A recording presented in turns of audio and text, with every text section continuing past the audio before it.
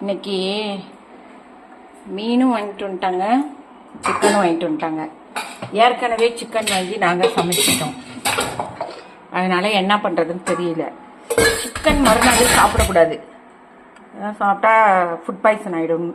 நான் சிக்கன் மறுநாள் சாப்பிடவே விட மாட்டேன் யாரையும். அதனால் அதை இன்னைக்கு குழம்பு வச்சுருவோம். வெறா மீனை உள்ளே எடுத்து வச்சுருவோம் அப்படின்னு நினைக்கிறேன். வெறா மீனை உள்ளே வச்சு நாளைக்கு சமைக்கணும்னா என்ன பண்ணணும்? வீணாக போகாமல் இருக்கணும், அதோட குணம் கெட்டு போகாமல் இருக்கணும் அப்படின்னா மஞ்சள் பொடி போட்டிருக்கேன் ஒரு பாத்திரத்தில், கல்லுப்பு போட்டிருக்கேன். நல்லெண்ணெய் அடிச்சுக்கியா? மஞ்சப்பொடி கல்லுப்பு போட்டிருக்கேன். நல்லெண்ணெய் ஒரு 2 ஸ்பூன் அளவு ஊற்றிக்கிறோம். ஊற்றி நல்லா கலக்கிட்டு அந்த உப்பெல்லாம் கொஞ்சம் கரைஞ்சிடும். தூள் உப்பு போட்டால் நல்லா, தூள் உப்பே போடக்கூடாது. ரொம்ப தூள் உப்புனா சால்ட்டு பவுடர், சால்ட்டுங்கிறாங்க. சால்ட்னா உப்பு தானே, அந்த பவுடர் போடக்கூடாது.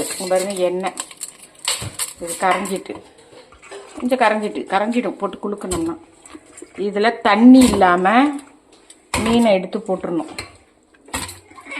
தண்ணி இல்லாமல் எடுத்து போடணும். நல்ல மீன், வெறா மீன், உயிர் மீன். இது சமைச்சா நல்லது தான். இன்னைக்கு நிறைய இருக்கு, எல்லாத்தையும் சமைச்சு சாப்பிட்றதுக்கு ஆள் கிடையாது. சத்தியா இது அப்படியே குளுக்கு. என்ன வீடியோ அப்படி நான் குளுக்குறேன். நேராக கையை கேமராவை மறைச்சிட்டேன்.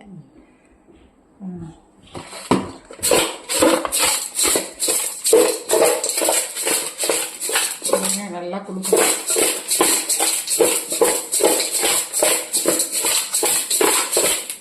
எல்லாம் கலந்துட்டு இருக்கீங்களா? இப்போ இதை போட்டு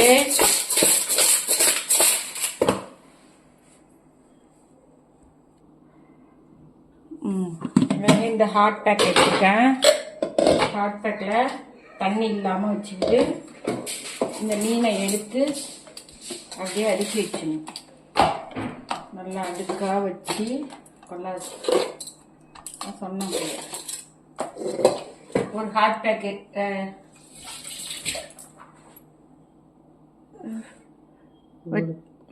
வச்சு மூடி வச்சுக்கோங்க. இது அப்படியே மூடி ஃப்ரீசரில் வச்சிட்டோம்னா நாளைக்கு எடுத்து சமைச்சிக்கலாம். Okay, bye by.